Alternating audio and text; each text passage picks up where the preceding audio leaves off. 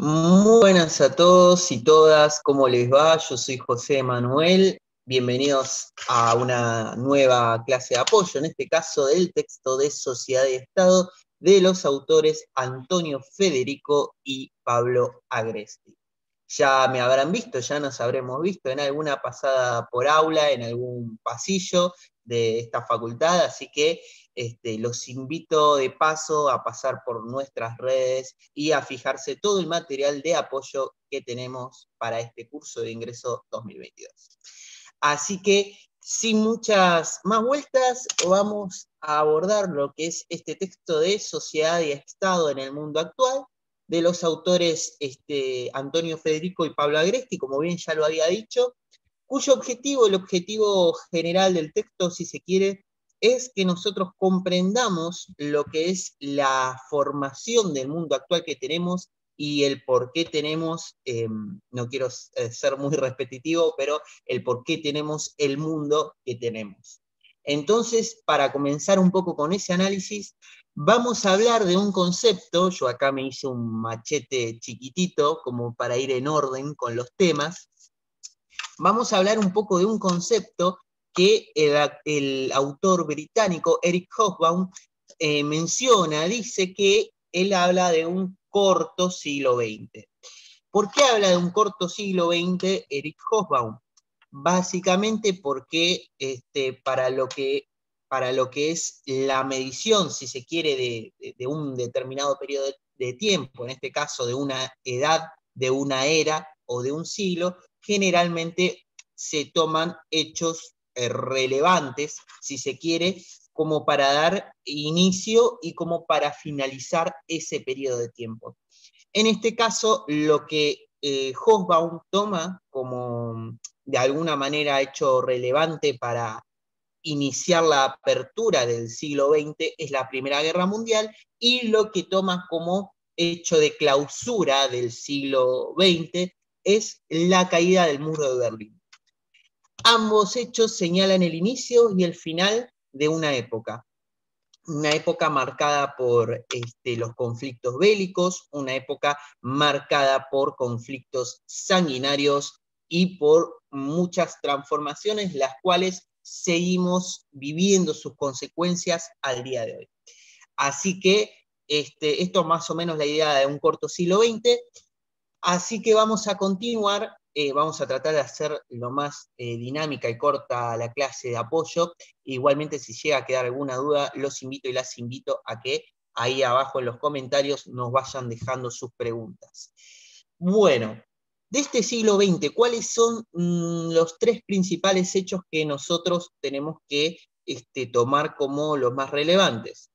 La Primera Guerra Mundial, sin duda alguna, porque reconfigura todo lo que es el mapa europeo, todo lo que son las fronteras europeas. Bueno, la Primera Guerra Mundial reconfigura todo eso.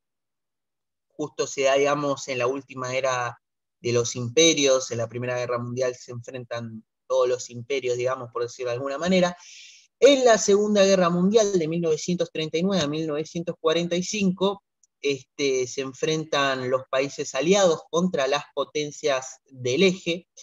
No es necesario que ustedes lo sepan muy al pie de la letra esto, pero se enfrentan los países aliados a la potencia del eje y sale el gran vencedor, si se quiere de alguna manera, que es Estados Unidos, o por lo menos quien se autorreconoce como el gran vencedor, porque después la historia mostrará y dirá cómo la inclusión de la Unión Soviética en la Segunda Guerra Mundial representa el verdadero desequilibrio de fuerzas. Pero bueno, una vez finalizada la guerra, comienza la Segunda Guerra Mundial, comienza otra guerra, porque vivimos en un siglo muy tranquilo, el siglo XX. Comienza otra guerra, pero esta vez una guerra fría. ¿A qué me refiero con guerra fría? Me refiero a que no hay un enfrentamiento militar abierto, ¿sí? No hay bombas, no hay tiros, por lo menos entre estos dos países que llevan adelante la Guerra Fría, que son ni más ni menos que la Unión Soviética y que los Estados Unidos de América. Como hecho relevante lo que nosotros podemos de alguna manera sintetizar después de la Segunda Guerra Mundial, que ahí en el texto lo menciona y lo dice, es el hecho del surgimiento de organismos multilaterales. ¿Qué son los organismos multilaterales? Organismos compuestos por varios países, ¿sí? Como es en este caso la ONU, el FMI, el Banco Mundial. Lo que es importante acá, de alguna manera, tener presente es que estos organismos surgieron de alguna manera bajo la misión de evitar una nueva guerra, evitar un nuevo conflicto bélico. Lo cierto es que más allá de esa función primaria que tenían, por detrás existía otra función, y esa otra función era el control, el dominio, porque más allá de ser organismos multilaterales compuestos por distintos países, lo cierto es que Estados Unidos es el que tiene más peso y es el que termina decidiendo en última instancia. Así que una de las consecuencias de la Segunda Guerra Mundial es la creación de estos organismos multilaterales, como la ONU, el Banco Mundial y el FMI, del que al día de hoy nuestro país lo sigue padeciendo. Así que en ese sentido tenemos nosotros una de las consecuencias de la Segunda Guerra Mundial.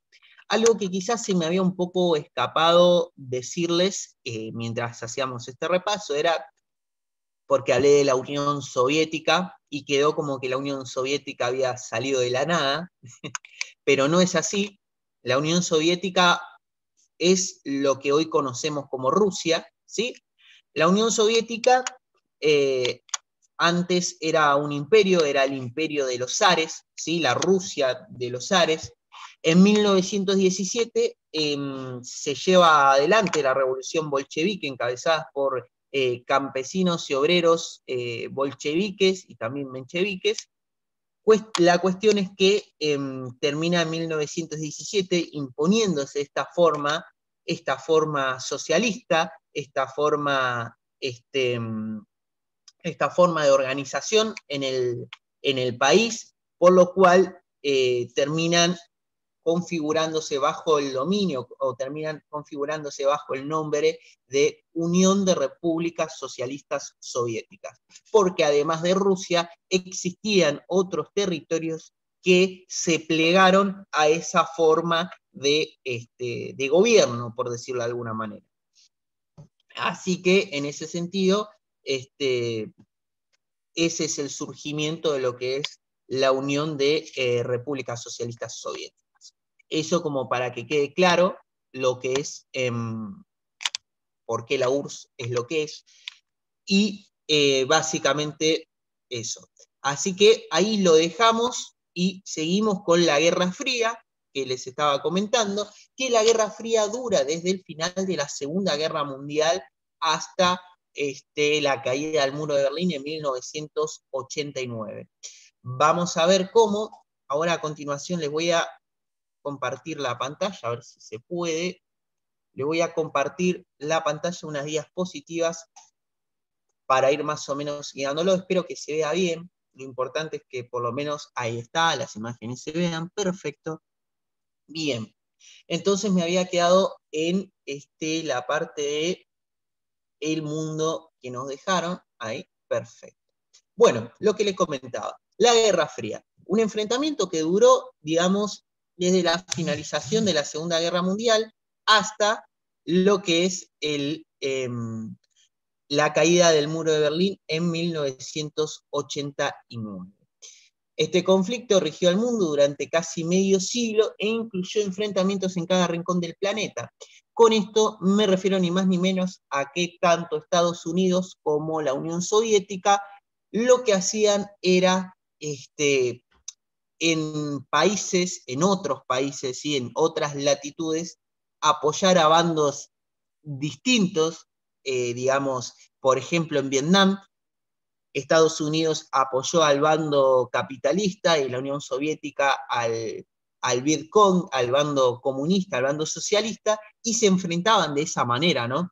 Nunca una guerra totalmente abierta, ¿sí? Nunca una guerra de Estados Unidos entrando en territorio ruso, Rusia entrando en territorio estadounidense, sino que se enfrentaban por medio de terceros países, como por ejemplo otro caso que dura hasta hoy en día es el de las Coreas, Corea del Norte y Corea del Sur. La Unión Soviética había apoyado a Corea del Norte, Estados Unidos había apoyado a Corea del Sur. Así que ahí tenemos un poco si se quiere, una muestra de lo que fueron los enfrentamientos en la Guerra Fría.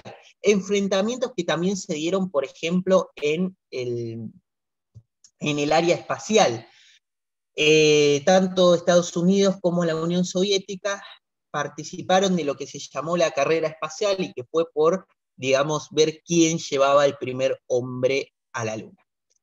Bueno, en este caso, igualmente, son algunas de los detalles, ¿sí?, que hicieron a la Guerra Fría, ¿sí?, que hicieron a lo que es este enfrentamiento entre esos dos países.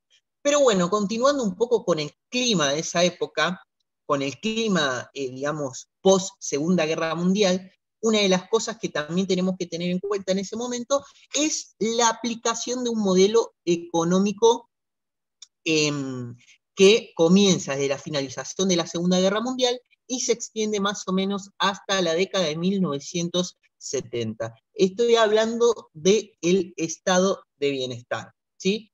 El estado de bienestar, no los voy a complicar mucho, es un modelo económico en el cual el Estado tiene una mayor intervención en la economía.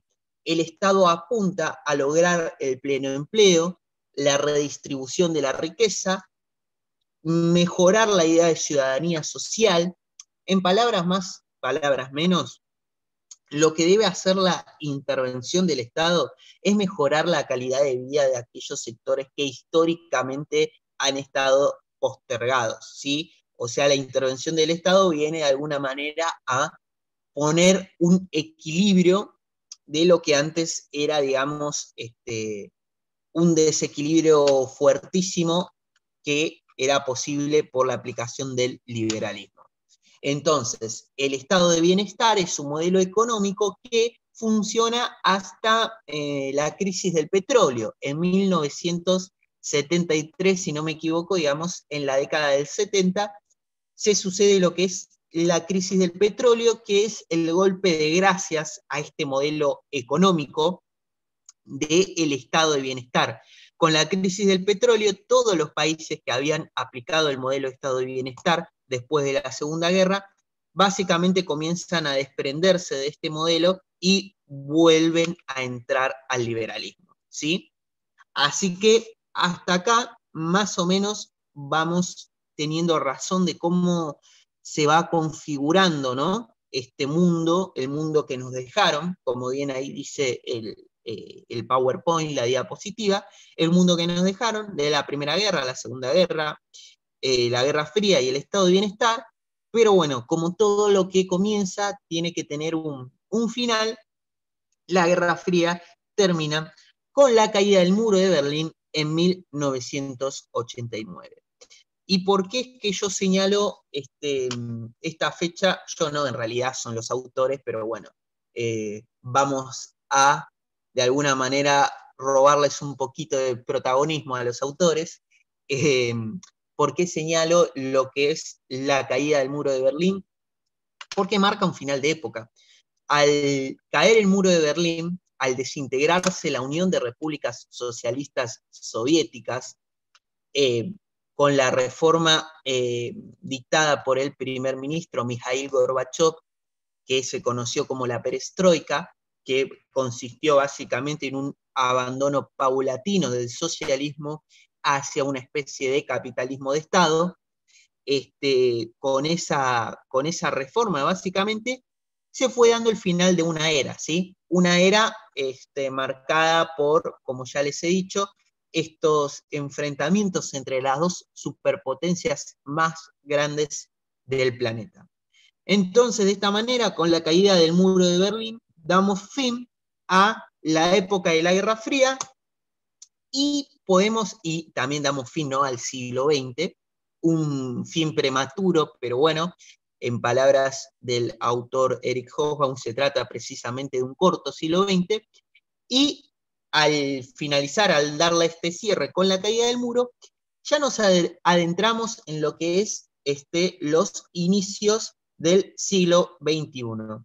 Ahí vamos a volver después a la diapositiva de la globalización, pero bueno. Inicios del siglo XXI que estuvieron marcados por estos eventos, por la guerra del Golfo, por la guerra de los Balcanes, por la aplicación de políticas del consenso de Washington, y bueno, después, más adelante en el tiempo, mencionamos el atentado del 11 de septiembre, pero lo que ustedes tienen que tener más presente de los inicios del siglo XXI son estos hechos de la guerra del Golfo, la guerra de los Balcanes. Esto que se conoce como la guerra de los Balcanes es una consecuencia de la desintegración de Yugoslavia y por ende la desintegración de la Unión Soviética. Básicamente sume a todos estos países, Croacia, Serbia y Montenegro, Albania, los sume en una guerra civil, en una cruenta guerra civil que va a tener consecuencias catastróficas humanitarias. Después la guerra del Golfo fue la invasión de Irak a Kuwait, que Kuwait es un emirato, es un país, con motivo, digamos, de alguna manera de apropiarse de los pozos petroleros, pozos petroleros de Kuwait, pero que bueno, que en ese momento Estados Unidos, con una coalición de 36 países, entre los cuales estaba Argentina, interviene y bueno, termina obviamente derrotando a Irak y demostrando la vigencia de su liderazgo, ¿sí? Porque Estados Unidos es quien coordinaba a esas tropas, a esas 36 naciones. ¿Por qué señalo la guerra del Golfo como algo importante? Porque esto sí me da el pie para hablar un poquito, para meterme en el tema globalización. Y ahí les voy a decir por qué. Porque la guerra del Golfo fue la primera guerra, si se quiere, televisada, ¿sí? Fue la primera guerra transmitida en vivo, ¿sí? Porque ya se contaban con los avances tecnológicos para transmitir desde miles de kilómetros a la distancia, de manera satelital, de forma en vivo, lo que sucedía al otro lado del planeta. Entonces, acá es que nos detenemos para hablar de globalización. ¿Y de qué hablamos nosotros cuando hablamos de globalización? ¿Sí? La globalización es un proceso multidimensional, ¿sí? Es un proceso que abarca la dimensión económica, la dimensión social, la dimensión cultural, la dimensión política, en fin, un montón de dimensiones que hacen que este proceso sea muy grande y sus consecuencias también lo sean, ¿sí? De hecho, como les puse ahí en las diapositivas, las características que podemos nosotros destacar de la globalización son la velocidad, la eliminación de fronteras, yo le puse transnacionalización, que es una palabra más de uso económico, pero la eliminación de fronteras, los avances tecnológicos, ¿sí?, que se dan en la época, avances tecnológicos como por ejemplo el Internet, que es algo que nosotros tenemos que tener en cuenta que revoluciona todo lo que es las comunicaciones y el mundo en sí. Y bueno, como ya les había dicho, que se trata de un proceso multidimensional. En la fase, digamos, si se quiere, en la dimensión económica de la globalización, nosotros podemos ubicar algo que ustedes leyeron en el texto que conocemos como el consenso de Washington. El consenso de Washington no fue ni más ni menos que lo que es una aplicación, si se quiere, un decálogo de políticas públicas, ¿sí?, diseñadas por el establishment, que decía lo que los países en vía de desarrollo debían hacer precisamente para ser considerados o para alcanzar un estadio de desarrollo superior, ¿sí? En este consenso de Washington se sugerían políticas como privatizaciones, desregulación de mercados, básicamente todas esas sugerencias, según quienes diseñaron esas políticas, esas sugerencias, era para que los países del tercer mundo, digamos, se desarrollen y tengan una mejor calidad de vida. Lo cierto es que nada de esto sucedió, lo cierto es que Argentina aplicó estas políticas en 1990 y en 2001 tuvo como resultado de la aplicación de estas políticas la peor crisis de su historia. Entonces, de esta manera es que también este consenso de Washington se globalizó, ¿sí? Se hizo de aplicación mundial para los países del tercer mundo y también para otros países que no eran tanto del tercer mundo. De esta manera es que nosotros señalamos como quizás un elemento constitutivo esta especie de dimensión económica neoliberal encabezada, o si se quiere, simbolizada por la aplicación de políticas del consenso de Washington. Fueron un símbolo, este consenso fue un símbolo de esta dimensión económica de la globalización y de esta dimensión neoliberal de la economía, básicamente. Así que, bueno, lo que nosotros tenemos que tener presente es que la globalización deja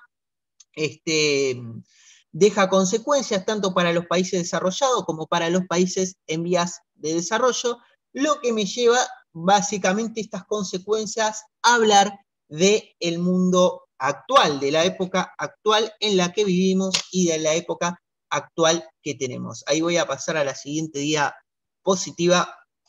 Parece que se quedó congelado, ¿no? Vamos a hablar un poquito del mundo que tenemos, ¿sí? Ahí van a ver ustedes imágenes de acontecimientos que señalan en el texto: la primavera árabe, el conflicto de Crimea, el Estado Islámico, y bueno, yo puse el BRICS, pero hablamos de todos los bloques multilaterales. ¿Seguirán ustedes qué tiene que ver la globalización o qué consecuencias genera la globalización con todo esto? Lo cierto es que mucho tiene que ver, como por ejemplo en el surgimiento de organismos multilaterales como el BRICS, que es un bloque conformado por Brasil, Rusia, India, China y Sudáfrica, y básicamente los invito y las invito a pensar de esta manera, ¿sí? Lo que es el BRICS son potencias económicas a nivel global que, al no estar, digamos, en sintonía con lo que es Estados Unidos, con lo que es la manera de ejercer el dominio, el poder de Estados Unidos, deciden conformar un polo de poder opuesto al polo de poder que representa Estados Unidos. A ver si me explico bien. Estados Unidos ya de por sí es un polo de poder, ¿sí? Un polo de poder militar, económico, financiero, ¿sí? Bueno, el BRICS vendría a representar, si se quiere de alguna manera, un desafío para ese polo de poder, tratando de instalar la idea de un mundo multipolar, ¿sí? Con la globalización, digamos, con todos los fenómenos que se han dado, nosotros teníamos un mundo unipolar. Ya más entrado en el siglo XXI, con el surgimiento de estos tipos de bloques multilaterales, empezamos a ver la idea del surgimiento de un mundo multipolar, de un mundo donde haya más polos de poder, no solamente uno concentrado en Washington, sino más polos de poder. Así que, de alguna manera, el surgimiento de BRICS en esta época viene a representar un poco un desafío a eso, a ese poder, si se quiere, estadounidense. Bueno, después nosotros tenemos otros eventos que han sucedido, como la primavera árabe, que vuelvo de nuevo a la globalización, un poco para que ustedes vean cómo todo tiene que ver con todo, ¿sí? El modelo de democracia occidental, el modelo de democracia estadounidense, es diseñado a medida de la cultura occidental, ¿sí? Nosotros hablamos de Arabia, hablamos de Oriente. Oriente tiene una cultura totalmente diferente a la que tenemos nosotros en Occidente. Bueno, la globalización, además de exportar ideas económicas, ideas políticas, también exporta ideas culturales. Y en estas ideas culturales, obviamente, podemos incluir la idea de democracia occidental, que de alguna manera Estados Unidos se encarga, se pone en esa tarea de llevar, entre comillas, la democracia occidental o la idea de democracia occidental hacia otros países. En este caso, países del mundo árabe que comenzaron en 2010 a tener una serie de revueltas reclamando precisamente esto, o reivindicando precisamente esta idea de democracia occidental. Muchos países como Túnez, como también Siria, como también Libia, formaron parte de estas protestas reclamando una apertura democrática más propia de Occidente que de Oriente. Lo cierto es que ya a 12 años del inicio de las revueltas conocidas como la Primavera Árabe, lo cierto es que ninguno de esos países tiene una democracia como nosotros la conocemos y ninguno de esos países ha logrado una estabilidad política y democrática al día de la fecha. Es decir que para estos, en este sentido, la primavera árabe no ha cumplido con las expectativas de los revolucionarios, si se quiere. Lo último que me queda, digamos, también por mencionarles, es un conflicto que se ve ahí en el módulo, que es el conflicto de Crimea, ¿sí? Que es la anexión de Crimea por parte de Rusia. No voy a ahondar mucho en eso, pero lo que sí voy a decir es que tanto el conflicto de Crimea, que señala en el módulo, como el conflicto actual que existe hoy en día entre Rusia y Estados Unidos por lo que sucede en Ucrania, es un conflicto por zonas de influencia. ¿A qué le llamamos zona de influencias? Zonas en las que las potencias pueden presionar a terceros países para que se posicionen de una determinada manera o apliquen determinadas políticas económicas o, digamos, obedezcan de alguna manera a los dictados de estas potencias, ¿sí? Estados Unidos tiene toda su zona de influencia, que es Europa, que es América Latina, y bueno, Ucrania ha sido históricamente una zona de influencia rusa, que bueno, que es por eso que en este momento se da esa disputa, ese enfrentamiento entre estas dos potencias. Así que bueno, sin mucho más que decir, creo que no sé si me ha quedado algo fuera un poco de este resumen, este breve resumen que traté de realizarles. Quizás algo que me haya quedado afuera sea lo de la crisis financiera del 2008, que bueno, que fue la segunda crisis más importante, si se quiere, luego de la crisis de 1929, luego del crack del 29, que bueno, de nuevo, otra vez la globalización económica, ¿sí? Una crisis que comienza siendo doméstica en Estados Unidos, se mundializa y se exporta a todo el mundo y termina arrastrando tras ella a todo el planeta. Después en el texto también hacen mención a eventos como el Brexit, como el Grexit, que son ni más ni menos que el abandono de la Unión Europea, el abandono de la Comunidad Europea por parte de Gran Bretaña y de Grecia, el abandono de un bloque multilateral por parte de dos países independientes. Lo que estaría bueno también preguntarse y preguntarnos, digo, en este sentido la globalización lo que hace precisamente al globalizar, al exportar la idea de comunidad global, es precisamente reunir a todos los países entre todos lo que deberíamos preguntarnos, ¿no? ¿Cuál es el beneficio que tienen los países más pequeños y cuáles son los perjuicios que también tienen al integrar precisamente estas comunidades, estas grandes comunidades que generalmente están regidas por las potencias y que son las potencias las que tienen la última palabra de lo que se hace y lo que no se hace? Así que, bueno, creo que de esta manera, digamos, ha quedado los conceptos más importantes, que los vuelvo a repasar para que de alguna manera se vayan con eso bien claro. Hablamos al principio de un corto siglo XX, explicamos por qué el autor piensa que se trata de un corto siglo XX, hablamos de los 3 acontecimientos más importantes, si se quiere, del siglo pasado, que son la Primera Guerra, la Segunda Guerra y la Guerra Fría, ¿sí? En el medio de todo eso detallamos un poco lo que fue el surgimiento de organismos multilaterales, lo que fue el enfrentamiento entre Estados Unidos y la Unión Soviética en los ámbitos políticos, económicos y espaciales, ¿sí? Como también militares a través de terceros países. También hablamos un poco de la aplicación del modelo económico del estado de bienestar, que si a ustedes les llega a quedar alguna duda acerca de eso, los invito nuevamente a que dejen sus dudas en los comentarios.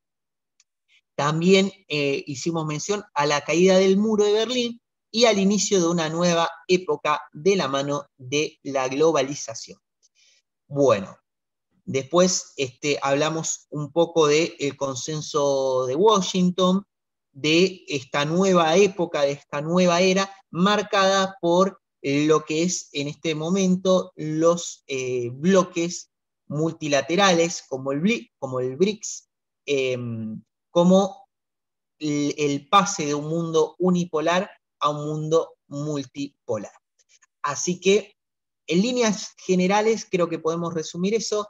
Igualmente, cualquier otra duda o consulta que les quede, pueden comunicarse con nosotros a través de nuestras redes, que van a aparecer acá en algún rincón del video, todavía no sé en dónde. Así que eso es todo por esta clase de apoyo de sociedad y Estado en el mundo actual. Los invito a pasarse por la mesa, vamos a tener una clase de apoyo presencial también. Así que, chicos, chicas, espero que les haya gustado y sobre todo que les haya servido esta clase. Nos estamos viendo pronto en algún pasillo, en alguna charla, en alguna aula. Así que, sin mucho más que decir, muchos éxitos.